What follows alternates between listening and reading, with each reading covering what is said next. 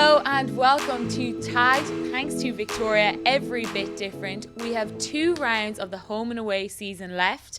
We have 2 off-field situations and controversies that probably overtook our week, but obviously we are running into finals and important rounds of the AFLW season. But firstly, how are you and how is everything at Richmond? A massive week for Richmond Football Club. Yeah, thanks, Rowie. I'm good. We came off a loss on the weekend, but I do want to touch on this topic because it is quite sensitive and I think it needs to be spoken about. But Kate Dempsey, who's one of my teammates at Richmond, last week she shared a story around Pride Round. So she shared this amazing story with AFL that was about her family. So her recently married partner Ali, and then they shared another story about their young daughter Pippa as well. And it was an absolutely gorgeous story. You just imagine you're telling a story about your family and how you guys have met. And unfortunately, it received a lot of horrific comments online on Facebook, and unfortunately Demps was at the receiving end of that. And these comments I mentioned, they're horrific. They're things that you would never say to a person face to face, and somehow you are copying things online after a beautiful story. But then what makes it even worse is that her daughter Pippa was at the end of some of these comments. So it's, I get quite emotional about it because I've seen what it's done for Demps across the last week or so and the impact that it's had. And there is no place in football in the world where you should be commenting on people's posts, people's photos, and have homophobic, derogatory, any sort of comments that is going to impact someone else, because there is no place for it. The damage that it does to people is horrific. You don't see behind closed doors. And I'm so passionate about it because I've seen the impact that it's had and the impact as a club. I'm extremely proud of Richmond and Richmond Football Club for the way that they've handled the situation. They have been in full support of Demps, and immediately, as soon as AFL was aware of it, they took the post down and made sure took the comments down. But as a club, we stand and make sure that we stand against homophobia, against racism, against any of these issues, because it is horrific and the damage that it's doing to people. Yeah, Hosko, it's such a hard situation, and it's just like, how does such a happy story about Kate and her family get spun into this? I don't understand how it goes from that to that, and where people think that they can have an opinion on that. And obviously, it's one thing someone saying something about you as an individual, but saying something about your family, it cuts deep.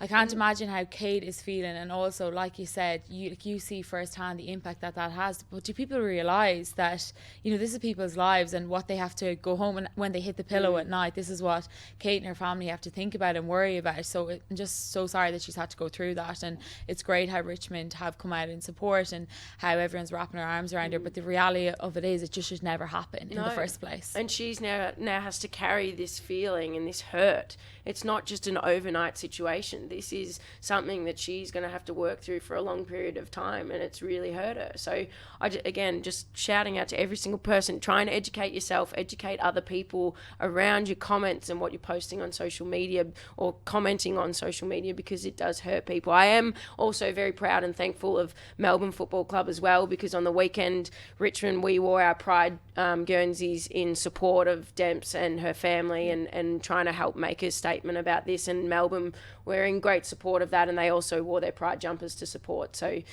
really proud of them. But also, we want to stop seeing things like this happen, and it's not on anymore. We're past that day and age, and as you mentioned, I think if the times are growing, we have to grow with them, simply put. Yeah, absolutely. And I think, to go on to a more positive note, we have a lot of exciting things happening in the AFLW at the moment with round 8. So talk to us about your highlights from round 8. Well, my highlight, lowlight, I'm not too sure what it was, but I commentated your game. So it was out at Vic Park, Collingwood, Adelaide. And I don't know what it was. We all of a sudden started getting these visuals on the screens of a sinkhole. So it was like a giant sinkhole in the middle of the oval. And then all of a sudden there's wheelbarrows coming out. Jess Berger, she's your Head of GM, women's isn't she? sport, Head of yeah. women's sport. All of a sudden, she's got a shovel. So my understanding is there was a burst water pipe underneath Vic Park and on the ground of Vic Park. So what they've done is you can just see it looked like this giant sinkhole that like sand is moving up and down. And it still baffles me. I don't know how that was then approved for the game to keep going, because it wasn't just like a small 5 centimetre patch. We're talking about the size of our table that we're sitting on, like 5 metres by 5 metres at least. Yeah, well, I think AFL had it under control. I think as us players, like, I saw it happening, but I was kind of, you know what you're like? You're blissfully unaware when you're preparing for a game, because you're so inside your head being like, what do I have to do? That I actually took no heed of it. Yeah. It was only when I saw your story after the game that I was like, what had actually went on here? I could obviously see it on the ground, but I honestly didn't think twice about it. But I think the AFL had a protocol in place. God, you never know what can happen on the day of an AFLW game. Like last year, From what was snakes. it? From the Yeah, we had a snakes to snake. that, you're Lightning, like, who knows? delays. Like, how do you even plan for these situations? Yeah. I don't know, but credit to the Seriously. AFL in those situations. But my highlight. Yes. Now, Hosko, don't get the tears out or don't be dramatic about this, but my highlight was actually Melbourne beating Richmond. And it just has to be, because I love an underdog. So a team that just goes, they're in contention for finals. They have to win probably the next few games. They have Hawks next week, which is a massive challenge for them. huge And game. Hawks are also going for the McLennan.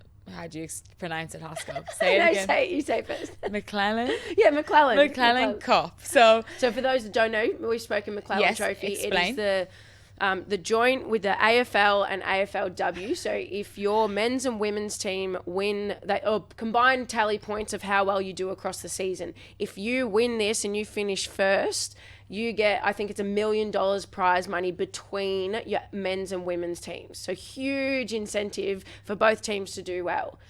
And at the moment, Hawthorn for the first time just overtook Brisbane in top place. because Geelong beat Brisbane Yes. in what was, I suppose, a surprising win as well. Yeah. So I think that, there's a lot of play this weekend, and I think it's a really important weekend. There's teams that are in the running for finals. So we have St Kilda, we have Port Adelaide, Melbourne, West Coast. You guys have to win another game. So it's all really heating up at the moment. Yeah, and Freo's also another sneaky one that sort of made their way up the ladder. I think they're sitting at 6th position at the moment, and they have GWS and Western Bulldogs to finish too. So if my maths is correct, they could almost finish as high as sort of 3rd spot, I think it is, if they do play well and other results fall their way. So again, what I love is that with this amount of time, there's still 2 games left, but there is still so much movement. So the engagement in AFLW for the next 2 weeks should be huge, because there is so much that could possibly happen.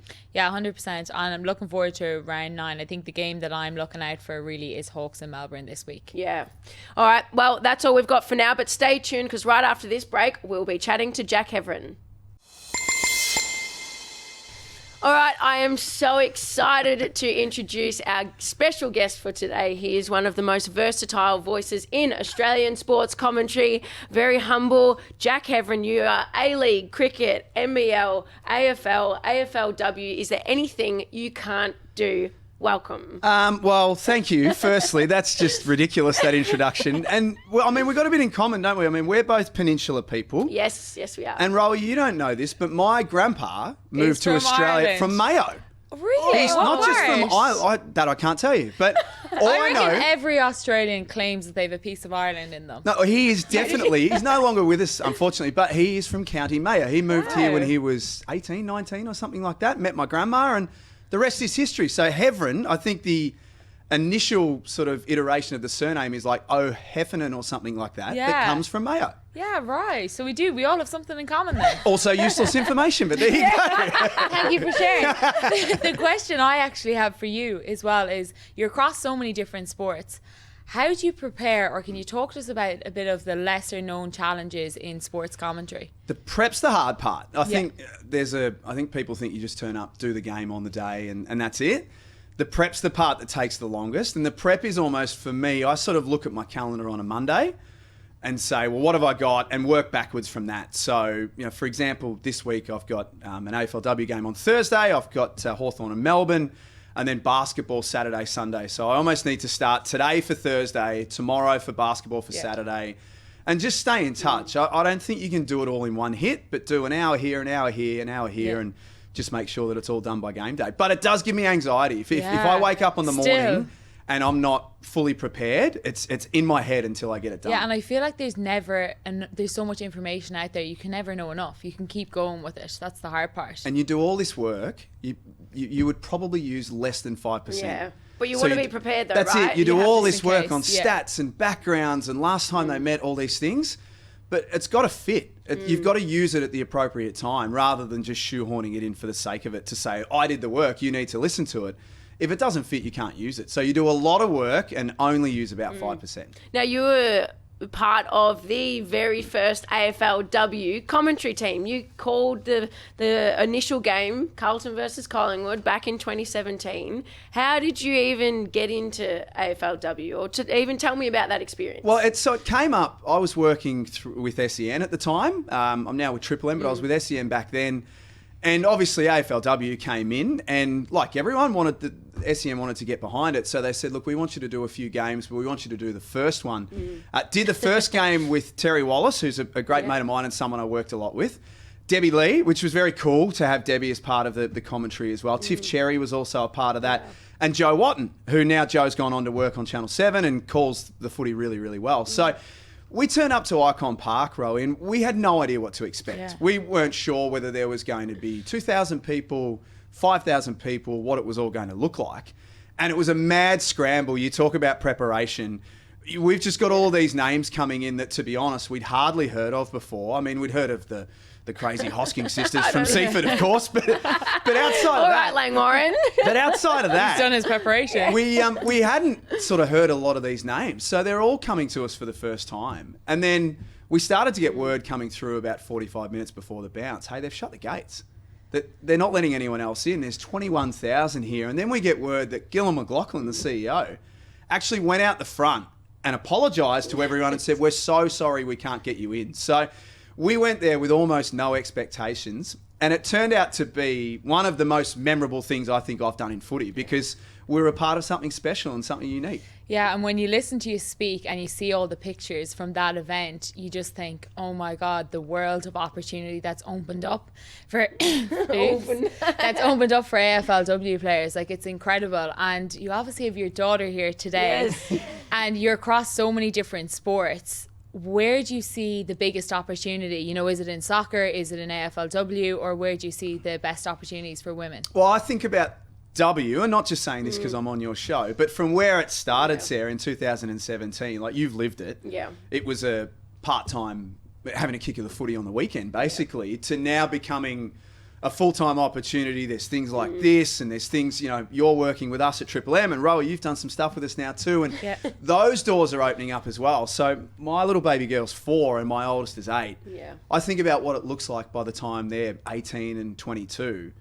It'll be full-time work. Yeah. You'll be, if you're very good and you want that, you'll be well known. There'll be opportunities outside of that. So I think that's really cool. And even my own local footy club, who I don't have a lot to do with, they're inundated with women's teams. They can't keep up with the demand for women's and girls teams coming in. So I reckon if you told that story of growth from 2017 to now, that's pretty cool. Pretty huge. And well, and speaking of being a girl dad, you've got lovely little Maggie here. For anyone that can't see or isn't watching, Maggie's right by your side. She's gorgeous. I did watch some videos during the week. She was on your shoulders while you're doing prep.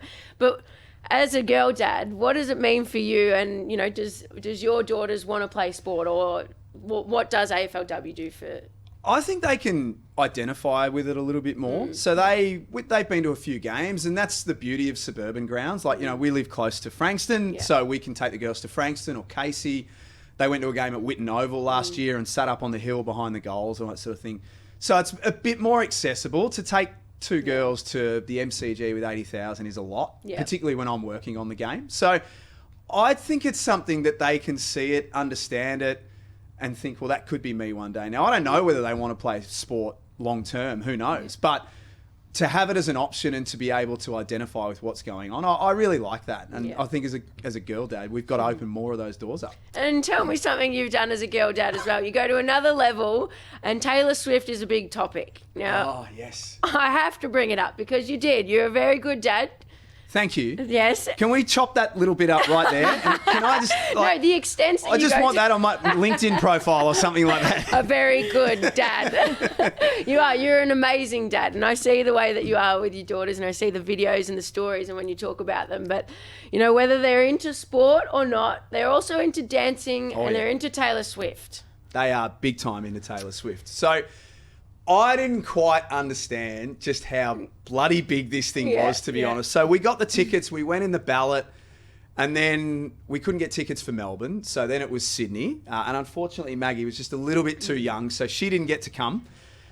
So we've got the tickets. We're going to Olympic Park. We paid a ludicrous amount of money for hotels in Sydney for that weekend. But once I got there, I think it's something that everyone has to do once in their life, is go to a Taylor Swift concert. I was even blown away, and I didn't have a choice. I had to like it. But I was blown away with how big it was and just how good it was. So, I think, you know, I don't really care. Costumes. I always grew up thinking that I'd have boys and we'd, kick the footy out the back and all that sort of stuff.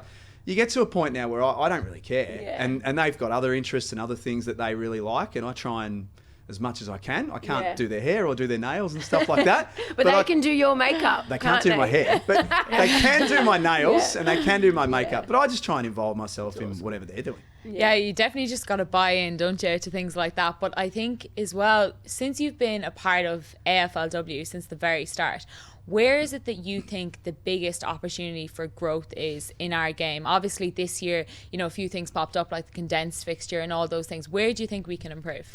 Curtain raisers, for sure. Yeah. And they don't happen a lot. I did the Bulldogs game earlier in the year against Port Adelaide. Now, granted, the crowd wasn't that big at the start, but by the end, they'd started to come in and they'd started to build it up. So, you know, I think, I don't know much about groundskeeping or whatever, but I'm absolutely certain that a curtain raiser isn't going to destroy the MCG or it's not going to chop Marvel Stadium up to the point that it can't be used. So I'd love to see more of them and love to see more alignment. So, you know, if Richmond are playing a Friday night at the MCG, how cool would it be for you guys to run out first, Sarah, and play your game? So, even just aligning them too, like even if it's not at MCG, the girls can, like, we'd be playing at Punt Punt Road, Road yeah. at the same time, Yep. where you go that old school, you know, you get your crowd in early, straight off the train, watch a little bit of AFLW, and then you're in for the men's game. Yeah, it seems to be that the problem that it is there is the fact that the gaps between the games, so that spectators are there for hours. You know, it's that kind of, can you get them a bit closer time-wise together? that would work, wouldn't it? I mean, there was a big gap that Roll Friday from one night to the game. next,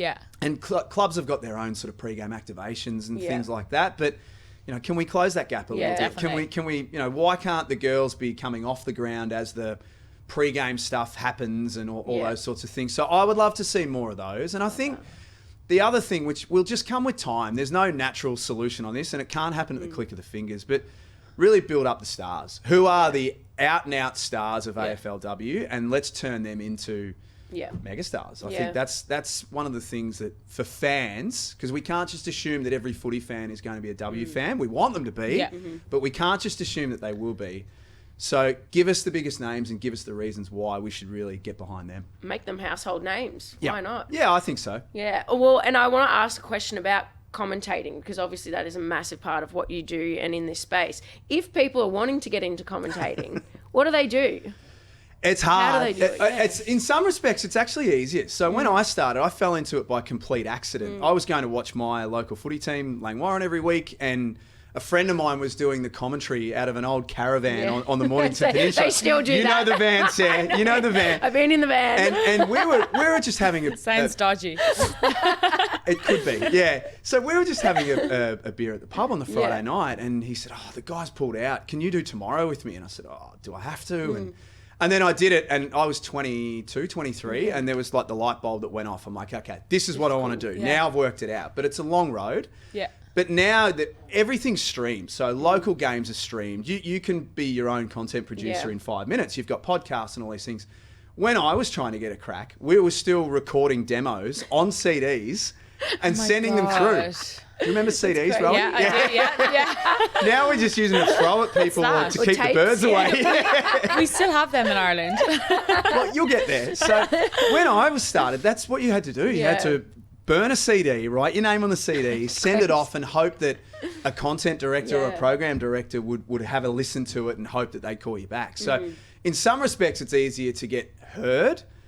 But then the pitfalls of that are that, you've got to be really careful about how you go about it now and what you say on Twitter and those sorts of things. So it's a long process for anyone who's thinking about it. If you think you're going to call a game of local footy one day and then call Friday night footy the next, it doesn't work like that. Yeah. It's a long haul of learning how to produce and panel operate and get the coffees. You got to do all of those things first. Yeah. Oh, well, it's been an absolute pleasure having you on today, and we look forward to seeing you get right involved in AFLW, seeing what other sports you're going to do next. But we just wanted to say a very big thank you for joining us on Tag today. Thank you for having me. It's been an absolute honour. You two are flying. Thanks for having me. Thank you, Heb. Thank you. All right, Rowie, it is time for our tag list. Thanks to Victoria, every bit different. Now, what we do, our tag list, it features our weekly recommendations from attractions, what we're loving, books, films.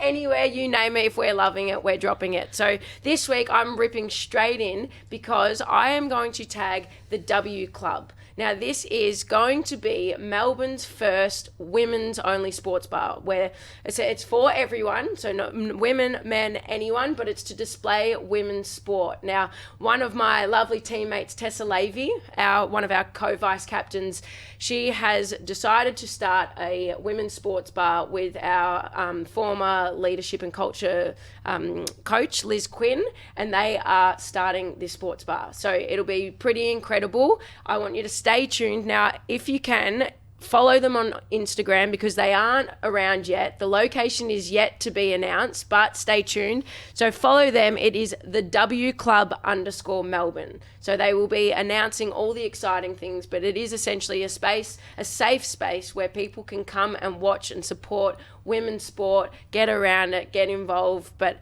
just an awesome atmosphere to have an exciting place to be. Yeah, that's an amazing idea. I feel like no one's ever thought about that idea, but it's like to have all the W games on every week and just to know that there's somewhere to go, but also like think about the Matildas last year and how much hype that created. Like I feel like that would be such a destination to go to, so that's a really great idea by the girls. Yeah. Well, we also know that it's coming into round 9 this week, which is Indigenous round. So it's time for everyone to connect to your culture and to understand all about Indigenous round, which we love, and connect with your community. So for me this week, I'm tagging. Now I am going to need help with the pronunciations again. Hosko. So I'm tagging Wawa Bic Tangarung Cultural Experience. Yes, that's right, Rowie. So Tarbilk Winery has partnered with the local Indigenous community to bring this amazing experience to everyone. So you will walk into Tarbilk Winery, have a smoking ceremony, and then you are also around some amazing Indigenous flora trails. So the whole experience as itself is just, something that you can't get anywhere else. And the exciting part is it's in the Goulburn Valley. So on your way to Shepparton, if you know that area, it's just before you get there, and an absolutely stunning experience. So that is exactly where we're going end of season. Absolutely. And I love connecting to different cultures and getting the real feel for it and the understanding. So if you want any more information on that, head to tarbilk.com.au for more.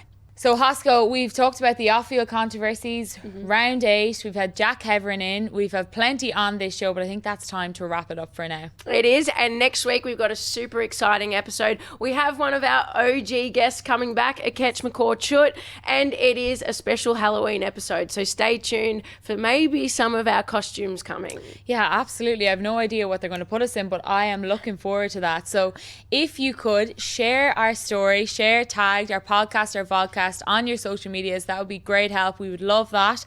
And also to make sure to head along to rounds 9 of the season where it's all heating up. And goodbye for now. Bye. Get ready for all things AFLW. Join myself, Sarah Black, Gemma Bastiani and Lucy Watkin on Credit to the Girls as we break down the latest AFLW results. Tune in Mondays and Wednesdays or listen to the podcast anywhere.